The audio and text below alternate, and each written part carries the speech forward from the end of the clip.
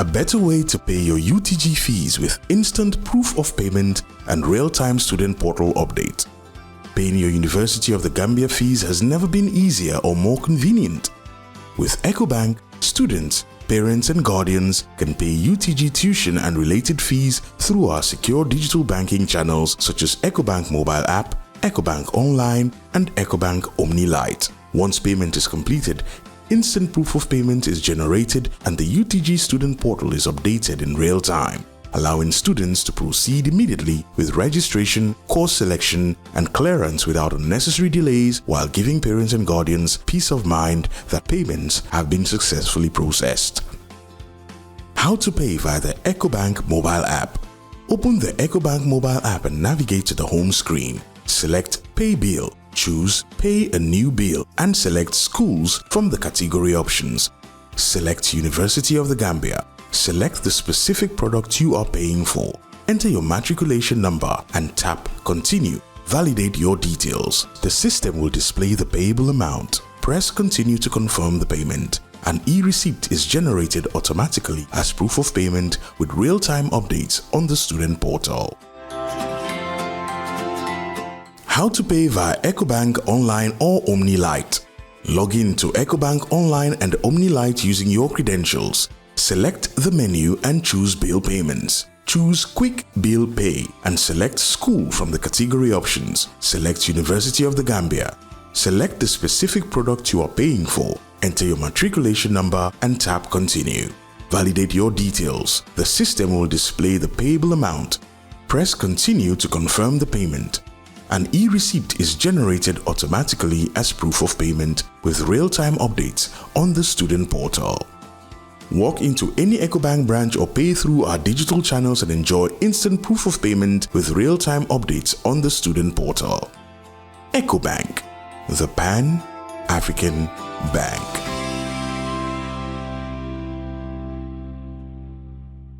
Jar Oil. The company have filling stations across the country and our rates are relatively cheaper than anyone else across the country. Jar Oil is the biggest producer and distributor of cement in the country with the most competitive prices in the market.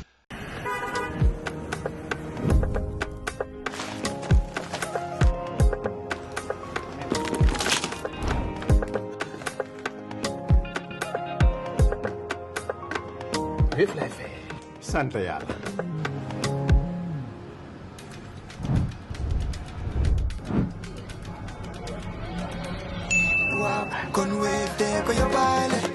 looy xaar utal Wave nga scan nga fay nag doo ci yokku dara.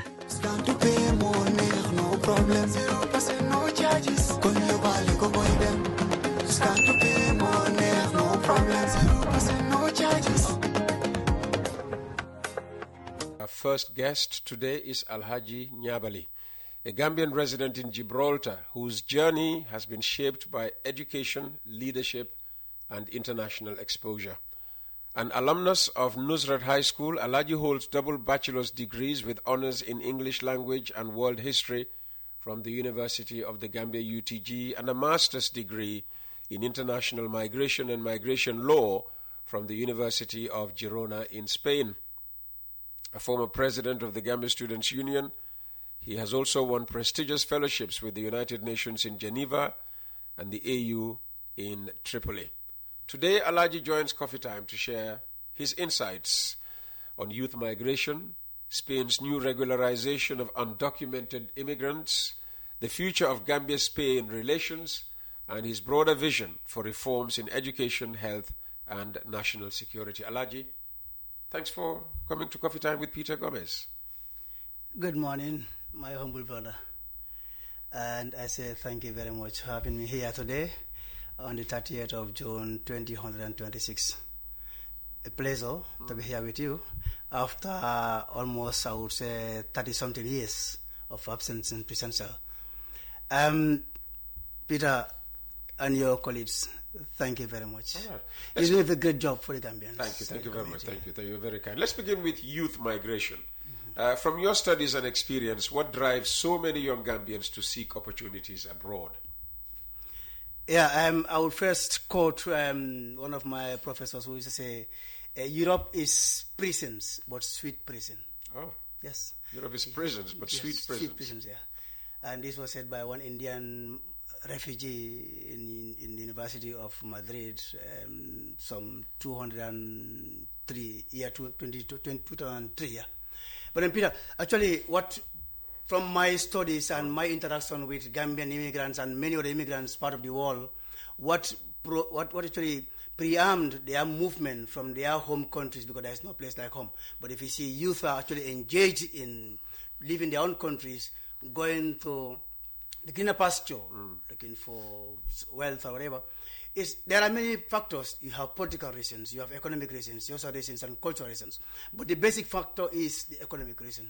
That's why most Gambians would leave their own country, a country so sweet, so dear to us, they have to migrate and go to Europe to look for greener pasture and support their families and support their relatives and friends.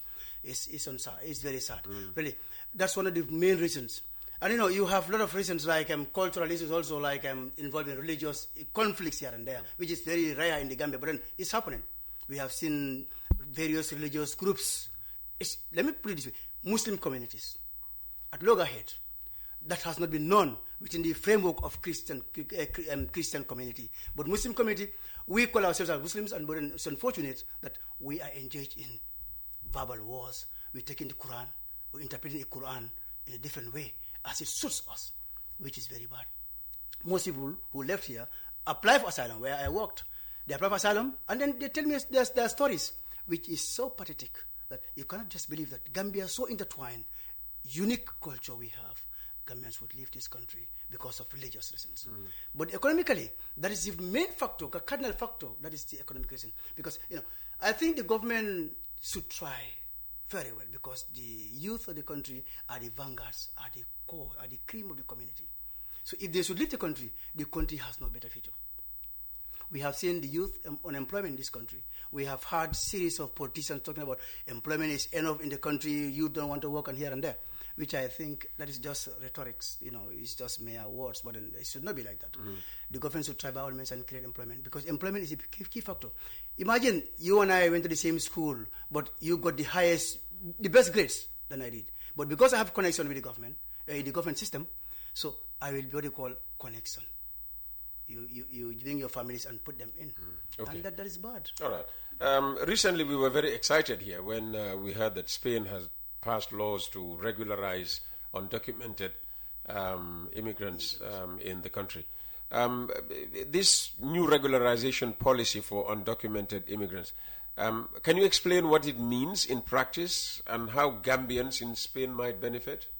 Yeah, thank you very much. That's one of the most important areas that I am here.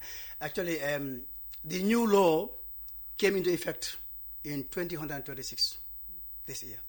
But then the theme or the historical background behind the whole scene is like symbiosis. That is to say, to copy from the others. That is, in the Spain government, on the leadership of socialist government, mostly is headed by a coalition, most of the times when they would do these things. In 1986, it happened in Spain. 1996 happened, 2001 it happened, 2000 it happened, 2005 also happened. This is the sixth one, 2026. What prompted all these things is because, they have realized, and from the studies at the University of Girona, when we did 2023, we were convinced that we have a lot of immigrants here, because I was the only black man in that class, the only black man, and I think we are two male in the class, but I was the only black man. Most of the times the professor would count on me because of, the issue is on migration. So I would explain and give them reasons why this happened. So it became a center core. After the university, we had a program at the parliament in Barcelona. We talked to some of the MPs. One of our mayors in our city, who is my personal friend, we talked to him. He's now a member of parliament in Barcelona, the Catalonia parliament. He said to me, when we spoke to him, we organized ourselves as Gambian associations. We call it Gambia Youth Association in Spain. We came together, we discussed, and we went to the mayor in his office. I led them there, we discussed with him, and he's very much concerned about it. He said he would invite us to the parliament. We went to the parliament. We went to meet the president of Catalonia also. We discussed. They said we have to get signatures so that actually we have this amount of immigrants in this country. We collected signatures. Others were resistant. They said, look, this could be implicated. You giving your address and everything. At the end, when there's expulsion to expel from this country, you'll be expelled. That's because that's naive thinking. People don't know like that. But then we had to cry to them. At the end, they said we have to do it. We took signature over 600,000 signatures, including illegal immigrants, legal immigrants, black people, white people, all the other nationalities. It was forwarded to Parliament. It was reviewed it was put on the studies in 2024. That was, I think, on the 9th of April, 2024. It was studied there. At the end, Parliament said they will look into it. It had to go to the Parliament. It had to go to the King of Spain, who also has to give his powers, so to speak, to approve it. And in 2025, it was argued at the Parliament, National Parliament in Madrid. They agreed. Then it filtered back to the Minister of Foreign Affairs. They all agreed that they would have to do something about it because a lot of immigrants are there. They are working in campus, what they call gardens and other places, but they are not contributing. So they don't pay tax. And that's great loss of the country. So the country decided that they have to give documents to the immigrants. And I think that was on the 14th of April, 2026, it was approved. On the 16th of April, it was going to start. But unfortunately, because, there are some loopholes here and there, administrative blocks here and there, so they had to push it to 20th of April. It's happened. It started. So it started? Yeah, it started. Our office also, we help a lot of immigrants, especially Gambians. Okay. Before this, I spoke on the platform. When I went to Spain, I told you, the thing is, this is very important. And it's the golden opportunity that we have to do. Let's capitalize on it. I spoke to the embassy in Madrid. I think, let me just make it very clear. Peter, honestly speaking, the Gambia has diplomats, whether political or whatever, but the ones we have in Spain, they are the most effective, they are the most effective embassies in the world Gambia has. Really? Yes. Ask any Gambian in Spain. Yes, they may have their shortcomings, but then globally, look at it generally, we have the most effective Gambian embassy. Oh, that's nice to hear. Under this guy, Nuha Toure, honestly, Saibo Drame, Saibo, even at night when I call him, he takes my call. Anytime I call him, he takes my call. Banky, the same thing. The ladies, I don't interact because they are ladies. I don't interact with them. But then I talk to this. You normally don't interact with ladies? I do, but then it's like I follow the protocols of hierarchy. When it's difficult, I talk to the ambassador himself. But then Saibo Drame is the consul general who takes care of all the government issues. Because I think they are overseeing Spain, Gibraltar, Malta, Italy, and Greece also. I think something like 4 countries. Okay. But they are working tirelessly, day and night. That's good to know. So I would, although in my DNA I have UDP and I am UDP, but the fact of the matter is, we must call the spade a spade. They are there for everybody. Everybody. And then for them, they are there for UDP, they are there for MPP, they are there for GRT, whatever. They are there for all Gambians. Yeah. And then definitely speaking, our interactions with them, they are doing perfect work. Okay, honestly, that's good. So I spoke to them. They said they will contact the government immigration here. And they did that. Okay. The immigration sent delegations to Spain to issue them passports. Until they came back, they had to go back again. We were there assisting Gambians. I used my own car from work. I take them to different places. From there, I take them to our base, the Republican Guards, where they used to sleep. Some of those who came from far distance to look for passports, we took them there. They slept there, and then they came back the following day. Okay. Actually, that's one of the areas. Actually, I told Gambians, even if you, that's confidential anyway, but then I told, even if you're not here and you are registered here, come back, we will help you. And I personally, I will not charge you for that one. Consultation, no, I don't charge for them because we are Gambians. I want you to get documents. If you get documents, I'm happy, and you are happy. Family at home are happy. Why? Because you work and then help Gambians. Perhaps one of my families would be involved in your assistance. Absolutely. Let's look at the kind of relationship you envision between the Gambia and Spain, especially in terms of migration, trade, and cooperation. That's one of the most important areas as well, especially education and health. I think Gambia government should try to at least put some things in place. Because when I graduated from the University of Gambia here, I went to Gibraltar. From Gibraltar, I started my first master's there. I went to Spain. I got my asylum there. I had some difficulties to convalidate, that is to say, to change my degrees to Spanish standard. They said, look, the criteria, I look at it, I had some stumbling blocks. So, but I had to force. People were telling me, no, you have family at home, go, don't read, don't study here, go and work. I said, I have a vision. It took me 4 good years to convalidate my university degrees. Gambia government should try to have a relationship with the Spanish government in terms of education and health. These are very important. But I think they lack in that. Morocco has it. Even the Gambians who don't have ID card, who don't have driving license, they can drive very well, but they don't have driving because they don't go to school. So if the Gambia government has that relationship with the Spanish government, it will be very good for the Gambians in Spain. Because one, health to education, let them try and have link with the Ministry of Education in Spain. You almost 90% of Gambians who travel to Europe, they all end up going to Spain, and they all come to Spain to look for documents there. So the best thing is Gambia government should try either they inculcate Spanish education in our educational curriculum. It is very good because most Gambians from here they go to Spain. So if you go to Spain, you have no background education, Spanish language, it becomes a stumbling block for you. So I would advise the government to look into that. In terms of health as well, when they are sending our doctors or whatever medical practitioners to go to abroad or Spain, whatever, let them put strict measures. We have seen a lot of Gambians who would abscond at the end of the course, or even at the middle of the course, they would abscond. Taxpayers' money has been invested in these people to go and study. But the government, sometimes what people will say is that's rumor. That, look, they will put their own girlfriends, their own friends there, then they go, they don't come back. That's what people would say. But then, that's rumor. I don't trust that one. What I trust is government is responsible. People out there, they are responsible. And they should be responsible to make sure they do the right thing. So, speaking of absconding, how did you feel when... immigration. Exactly. When we sent people to go and work in Spain and they disappeared the minute they landed. Some Gambians are very wicked. Oh, you call that wickedness? Yes. Why? Absolute lack of nationalism in our blood. Because why? You see, first and foremost, before they go, they arrange their families here. Hey, so they may, don't... But this country is difficult. You and I know that the country is difficult. Example. They will go 1, 2, 3 classes, or work. They abscond. But already they have worked out 2 passports before they leave. Most of them, that's what they do. You take 2 passports from here. Immigration cannot control that one. Even if they can control it, the ones there who actually give approval to the passports don't vet it in the system. Because one person cannot get 2 passports with fingerprints. It's not possible.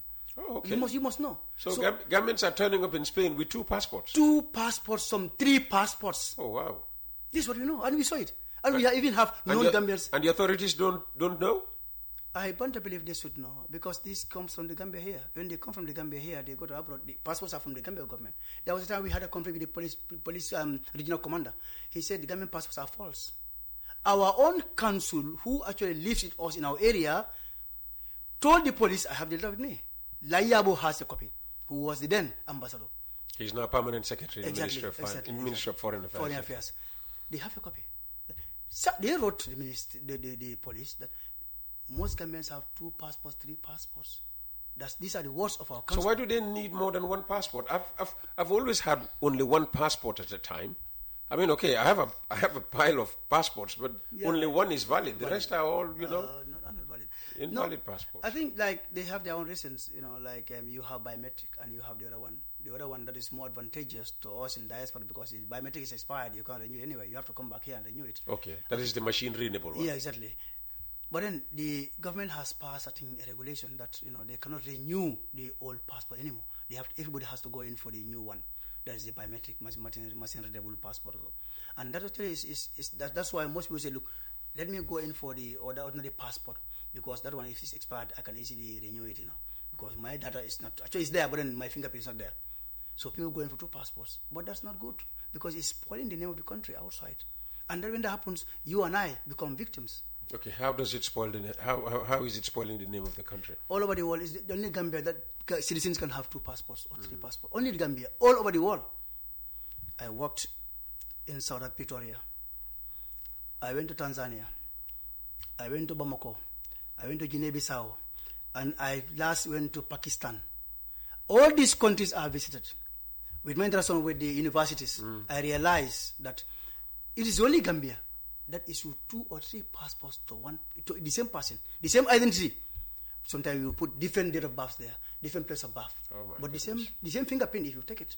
So I think Gambia government should They should embarrass the authorities in the immigration, and I hope they will start looking very carefully. They should know because we told them if it is absolutely correct. This is exactly I can prove it.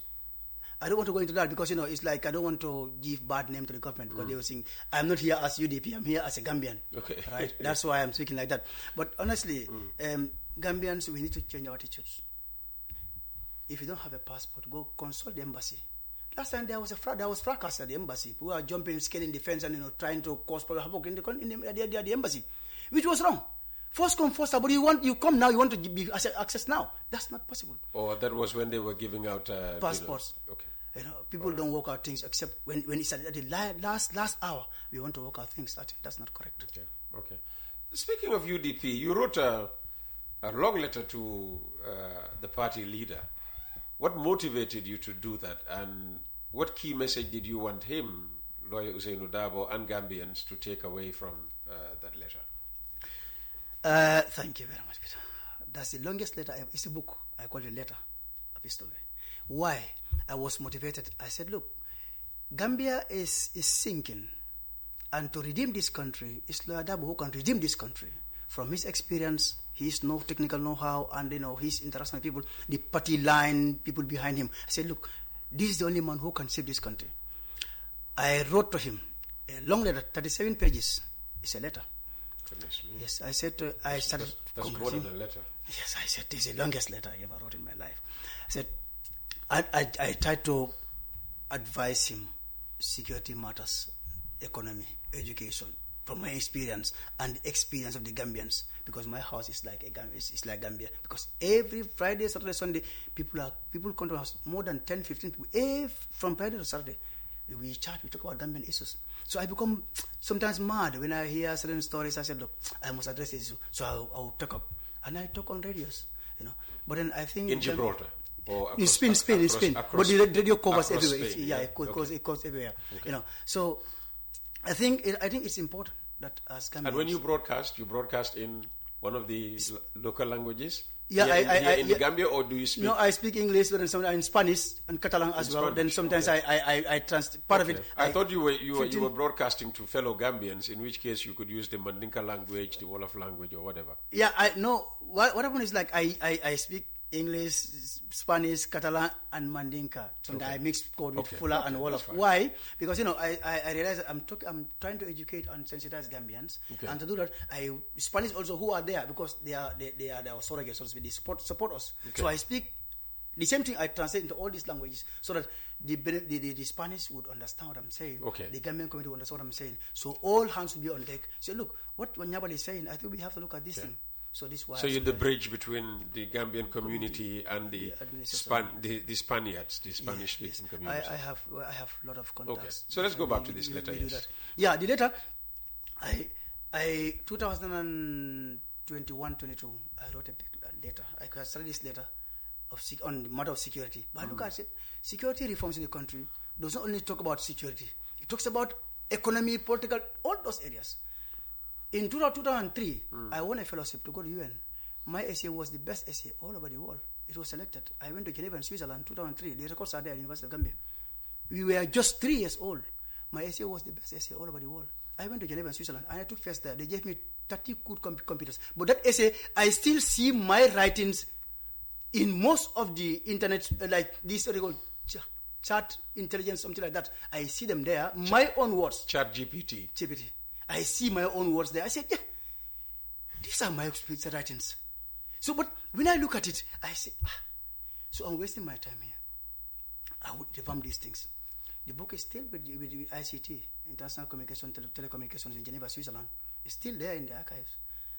I see a lot of things there, and I see most of the times, the things I put in agriculture, education, I see Europeans are doing these things. I say, but this one looks like my own words, huh? Okay. So I said, people can have the same ideas. Let's go back to this letter, yes. The letter I wrote is about to advise him. He will become the president of this country. That's my belief. And if he becomes the president of the country, these are the areas he should do. But you were expecting him to become president in 2021? Yes, but the book, I just wrote this letter, completed, because the other one was 2021, that was just about security reforms. Okay. When he was with Barrow, and I said, Okay. they should make sure. So this letter was post 2021? Yes, Okay. this one was just about 6 months ago, I started this letter, but the letter was written in about 3 or 4 days, I wrote it. Okay. So I didn't send to him. I sent to Dr. Mane. He said, okay, we'll look into it. But then I didn't send the full text. I don't want it to be published like that. I want to come and hand it over to Mr. Dabo. Mr. Dabo, this is a letter to you. And he will read. Or I'll send to him before I go and meet him. He would have read it, and then when I meet him, he may have questions to ask. Have you handed the letter already? Not yet. Not yet. And you're making him find out only on radio? Yes. You know he's the biggest fan of this program. I know. Because he is listening to you now as you say this, and he must be wondering why has he decided no, to do this? When I came, in fact, that's why I don't want to talk much about politics, because I didn't go to him. I didn't get him yet. We met in Bikama box bar. I get him. I want to go and seek his blessings before I come here to talk about politics, because why? I don't want to say anything that will offend him. And secondly, he's a man of wisdom. I have never had him insulting. I've never had him saying bitter words. Never in my life for the past 30 years. You've never heard him insult, but no. people have said that, all over his party he has insulters. Yes, every community you have what you call the black sheep sometimes. People are there who will come. So you agree there are people who do insult? Of course, I know. In fact, personally, I know some, but I know in all political parties, more especially the ruling government, there are people, diplomats, would insult. Diplomats would insult? Diplomats insult. I don't want to go into names, but then these records are there. They would insult Lawyer Dabo, and that is not good. What a country. The president should try to address those issues. Like, leadership is very important. Dabo can become president anytime. To the president who is there, don't incite your people to be violent against the others, because the cane can reverse. Tomorrow you are not the president. If you are not the president, they can turn against you, or your party will die, and that's not good. Leadership should be, we should follow leadership with examples. So that's why I always say, Mr. Dambaro, we are a family. Mr. Adabaro, we are a strong family. Well, he started in the UDP, didn't he? No. I mean, blood-wise, he is my brother. My sister was married to his own sister. And was married to the same husband with his own sister. So Barrow knows you, you know Barrow? I know him, but he doesn't know him much, because we quarrel. Well, he's quarrel. He's probably looking at you now. Wow. So Barrow's sister was married to the same husband with my elder sister. My elder sister had no child with the husband, but he brought up Njaga and Amadou. Amadou and Njaga were brought in my hands, but we never talked. Since childhood days, when I left here, we never talked. But then, they also married one of my brother's own daughter. Okay. So that was also the same thing. That was younger sister was married to my father's younger brother, the same father and mother. So I have them all, both sides. But then what I want is, I don't look at family, I look at the truth. And where I saw the truth is where Dabo is leading. Adambaro would have been a very good president. But Gambians are wicked. Gambians are bad. Most 90% of Gambians are wicked and bad. We have no religion. We talk about religion. How can you say that? Yes. Peter, religion talk about peace and harmony. Yes. If I would say Adambaro is a wicked president, I have to substantiate, I have to get facts. But my religion teaches me that don't insult leaders. And if you speak the truth. Don't look into eyes. If Adambaro should say, all over the country, by the way areas, no Mandinka voted for me, that is, you are trying to incite tribalism. Did he say that? Honest to God, he said, I don't know with any of these Mandinka police stations. He said it on the media. Well, he did not win. That is He different said from... they didn't vote for him. That is different from no Mandinka voted for me. No, I did not win in these areas. It's very different from no Mandinka voted for me. They did not vote for me. This is deliberate. These are his one words. No, I did not win in these areas. It's different from they did not vote for me. No, but then if you categorize that way, you didn't win, that means they didn't vote for you. No. 49% could have voted for him. 51 voted for Dabo. So Dabo would win. But then in this case, how he talks, I didn't like it. He would have said, well, if you want people, talk to them with nice words. You convince them. But if you talk to them in other way around, they will see themselves at the end. They will not vote for you. Even if it is 49%, they will say, look, this man thinks that we are fools. We voted for this man now. He's telling us that, you are this and this. So they will not vote for him. If you want people's vote, like Dabo is doing, talk to people with maturity and respect, honor and integrity. At the end, even if they don't like you, they will like you. But if you talk to them rough, that could have some political consequences in terms of elections. So eventually, when you hand this letter over to Dabo, and I wish I know, so that we would send a reporter to cover it. I will let you know. What are some of the salient points discussed in this letter? This is a marathon letter. It talks How about... many pages you say, 37? 37 pages. Wow. I talked about, more especially prisons. I told him, well, Mr. President, you were Mr. In fact, I address him as Mr. President, Your Excellency. Oh, you address him as Mr. President in this letter? I say, Your Excellency, always. I said to him, I reminded him, I said, look, let it cost me anything this letter could do, but I will tell the truth, Your Excellency, sir. That is to say, when you are in prison, you meet people there. Some prisoners are in prisons today who have no correct records. They don't have correct records. You are with them. And then you told them, let's take it easy. Country will be solved. These problems will be overcome. And you are out. You should try and remember that you are with people there in the prisons who told you their problem because they counted on you. Now you are out, Mr. President. Let's change this Mile 2. From Mile 2 central prisons, I call names there in the letter. So you can even call it Rehabilitation Center. You can any other names. I put about 3 or 4 suggested names there. Okay. You can do that one. Because the name prisons, Mile 2 prisons, it has eaten the fabrics of people. Because Yajame has turned the prisons to become like a hellfire for Gambians. He never called it prison. He called it his 5-star hotel. 5-star hotel. That's Mile 2. You have to change the name, I think. I address that. Education also, that they should try to improve on that. A lot of things are there, more especially security matters, because where my first masters, I studied on international security. So when I look into that, I said, look, in Gibraltar, I said, Gambia is sinking. The police are not doing their job. Honestly, Gambian police, they are trying, but they are not doing their job. Let's look at the police manual, police training manual. What does it say? Section 178, Article 1 and 2. The police are supposed to protect the citizens and prosecute the offenders of law. Now, we have seen how many Gambians would die each day in this country. Or how many people would die, let me put it this way, in this country. Many. We are hearing almost every day, they would kill somebody, they would rape somebody. Criminality is overshadowing all our good things in this country. Why? I blame the police to some extent.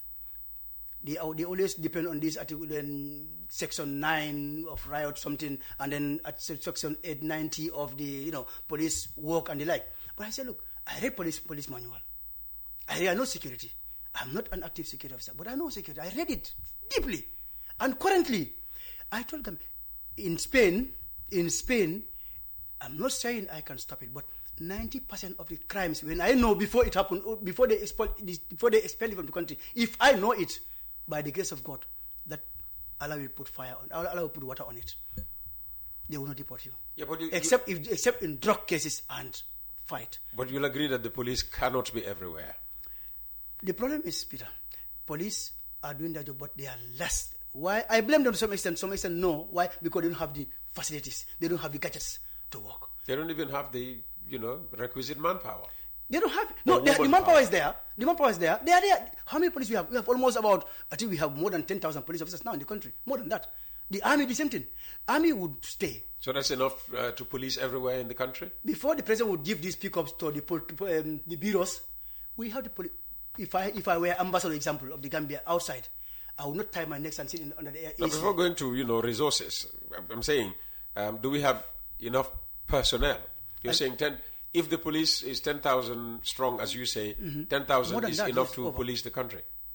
Gambia is about 2 million. Let's say 2.4. Okay, good. Less than 3 million, Peter.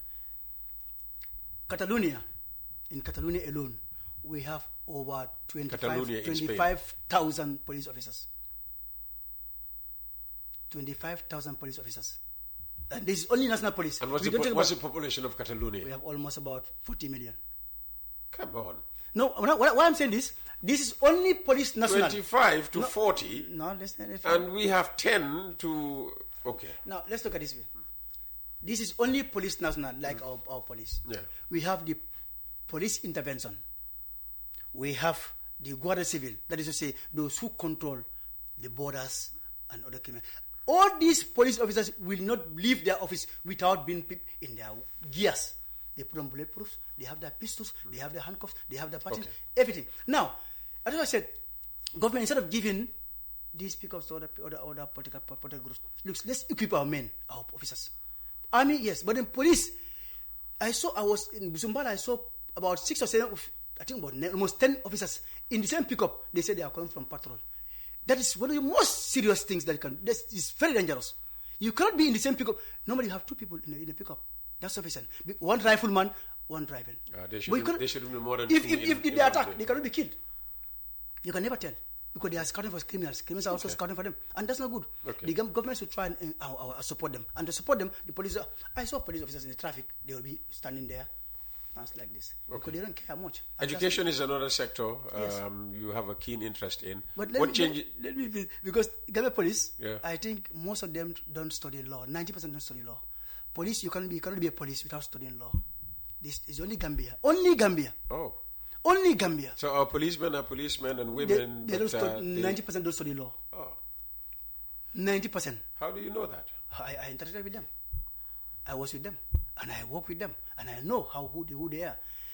When I travel, for the past 15 years, I realized that Gambia police, we are behind time. I started my work. I wanted to invite the IGP. But then, Hussein Bai Sankare is my friend. We spoke. I said, I just don't want to do it anymore. Because they were killing people every now and then. I tried to talk to IGP. IG has no powers. Because the government, the minister, should make sure they equip the police through the president. The president may not know most of these things happening.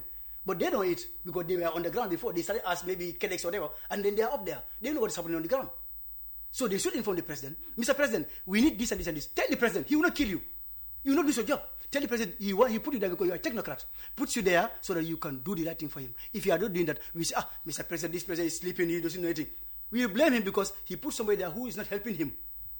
And that's why we blame the president. Barrow. Okay. I always blame him for that. Okay. And then that's not good. Every police officer should read the basic tenets of law. Or else you are like people like me, when you stop me, I stop. Yes, I respect. Documents I give you. If you ask me questions, I will not answer some of those questions because you don't even know what you're asking. So she take me as a rude person? No, because you don't know what you're asking. Oh, okay. So when the police ask certain questions, you decide not to answer? No, because I want to go to court with them. If you want to be too much with me, I say, take me to court. We just go to the station, file it. I will write my own statement. Short statement, 2 or 3 lines. I don't know what happened. Have you run into trouble with any police? I have never, because most of them, they recognize me. They recognize you? Yeah, most of them. Okay. But I think the government should try. Every police officer should know the basic tenets of law. Let's look at education. We've just dealt with security there. What changes do you believe are most urgent to strengthen our schools and universities? The Minister of Education was my student, one of my best students, Nyabally. Okay, that's Mopse. Very, very good. That's. And then generally, Peter, you see, education is the key that kills the disease of the community. If you don't have education, it's dangerous. In my later university, before university, we have started at primary schools.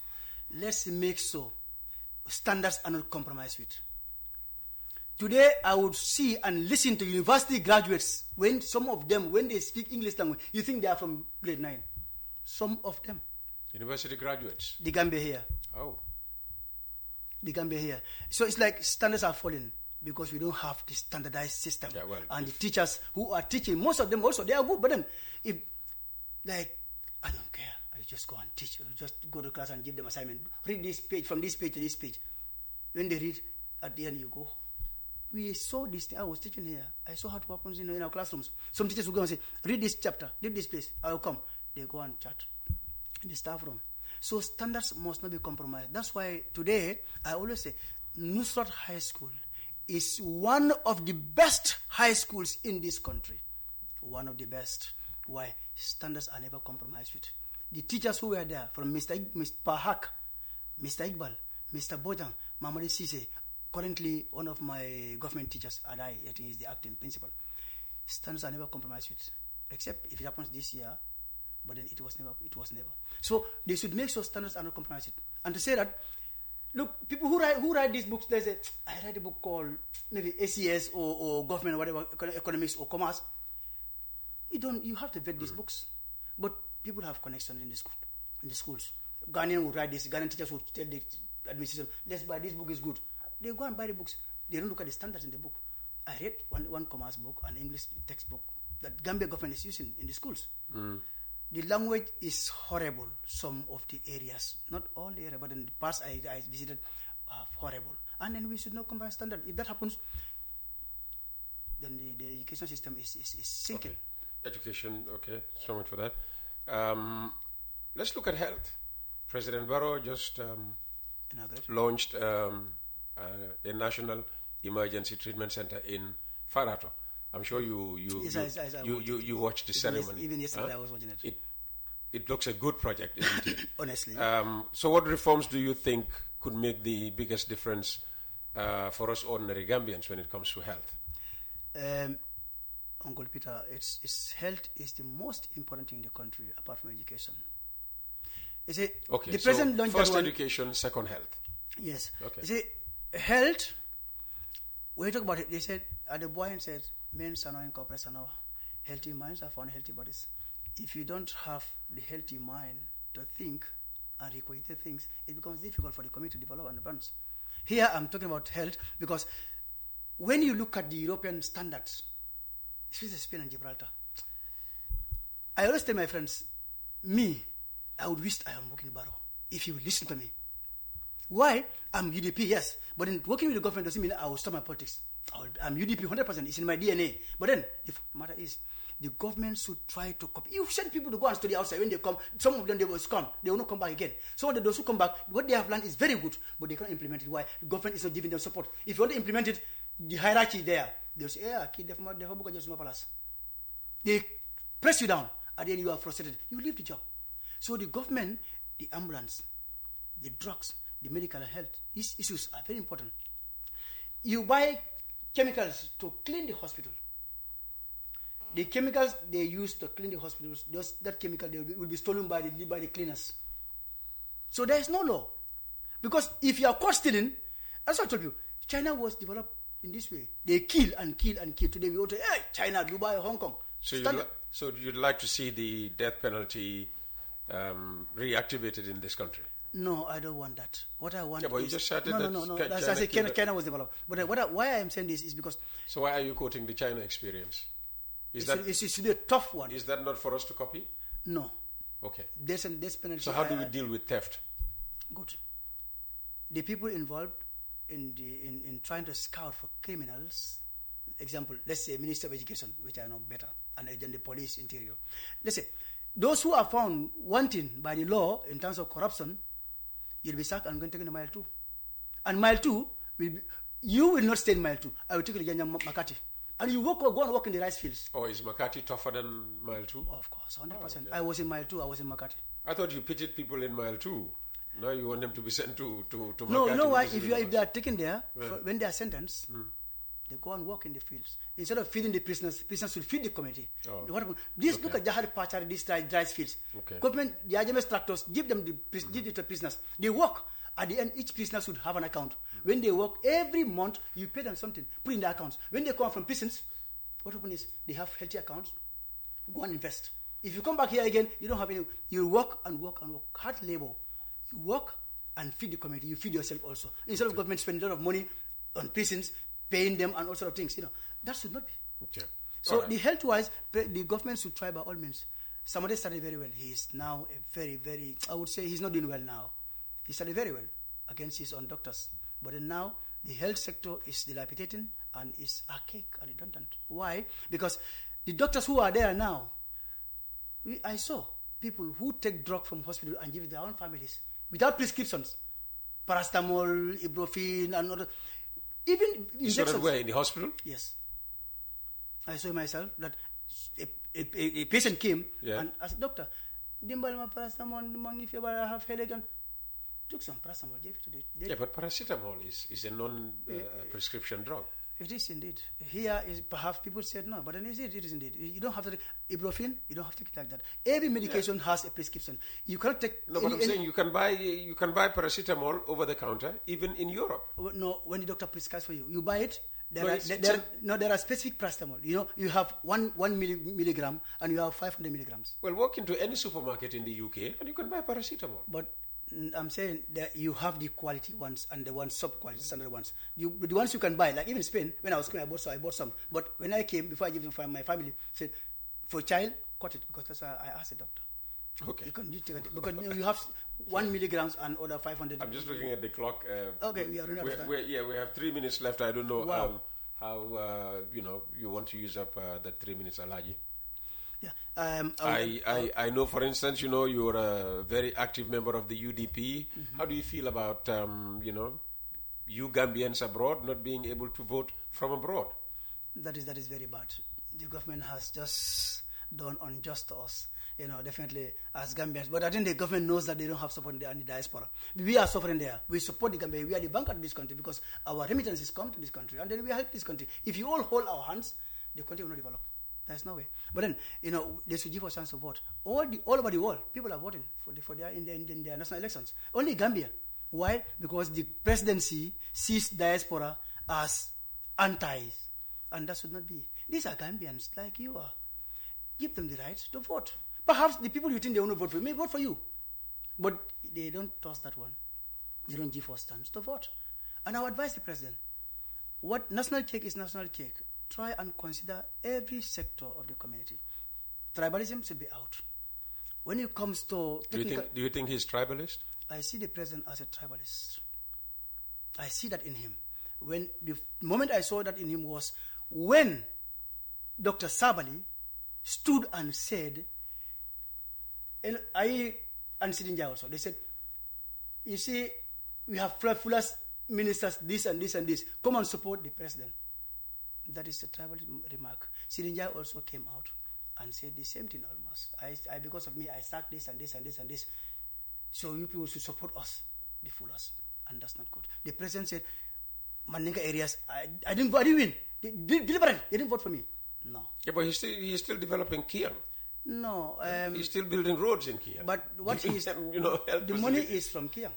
The what is? The money is from Kiang. Oh, the money is from Kiang? Yeah. Oh, Kiang generated the money. They are paying their tax. The tax being paid by the citizens is the same thing that's supposed to plow back. Look at Yankuba Dabo. One of the best leaders we have in this country.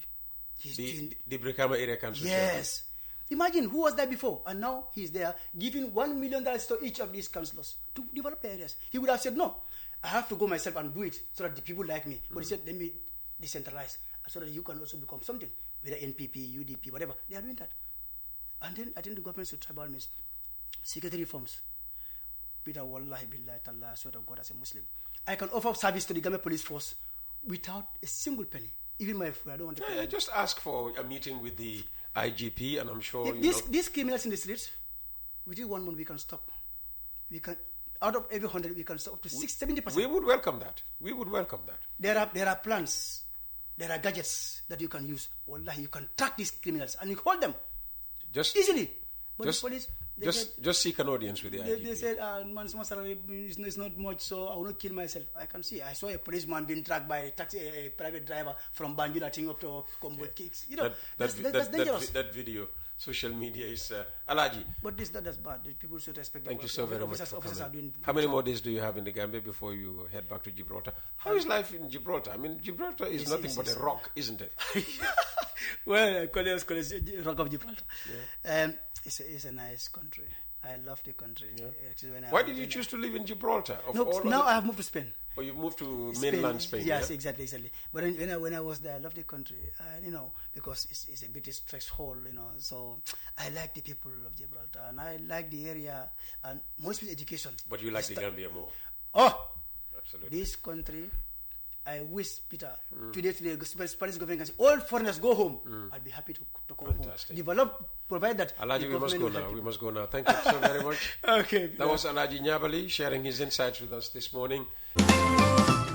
A better way to pay your UTG fees with instant proof of payment and real-time student portal update. Paying your University of the Gambia fees has never been easier or more convenient. With Ecobank, students, parents and guardians can pay UTG tuition and related fees through our secure digital banking channels such as Ecobank mobile app, Ecobank Online and Ecobank Omni Lite. Once payment is completed, instant proof of payment is generated and the UTG student portal is updated in real time, allowing students to proceed immediately with registration, course selection and clearance without unnecessary delays, while giving parents and guardians peace of mind that payments have been successfully processed. How to pay via the Ecobank mobile app. Open the Ecobank mobile app and navigate to the home screen. Select Pay Bill, choose Pay a New Bill and select Schools from the category options. Select University of the Gambia. Select the specific product you are paying for. Enter your matriculation number and tap Continue. Validate your details. The system will display the payable amount. Press Continue to confirm the payment. An e-receipt is generated automatically as proof of payment with real-time updates on the student portal. How to pay via Ecobank Online or Omni Lite. Log in to Ecobank Online and Omni Lite using your credentials.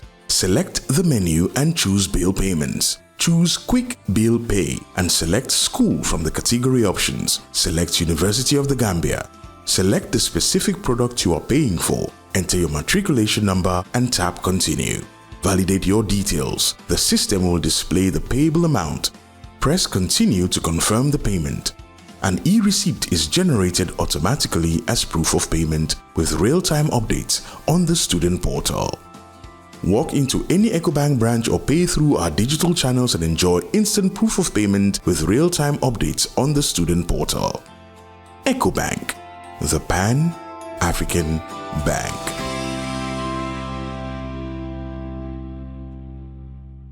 Jar Oil. The company have filling stations across the country and our rates are relatively cheaper than anyone else across the country. Jar Oil is the biggest producer and distributor of cement in the country with the most competitive prices in the market.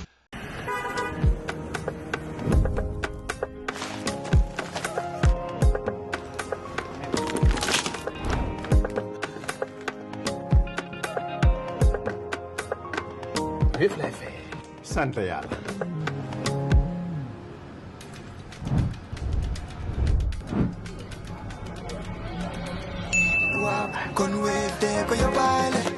looy xaar utal Wave nga scan nga fay te nag doo ci yokk dara.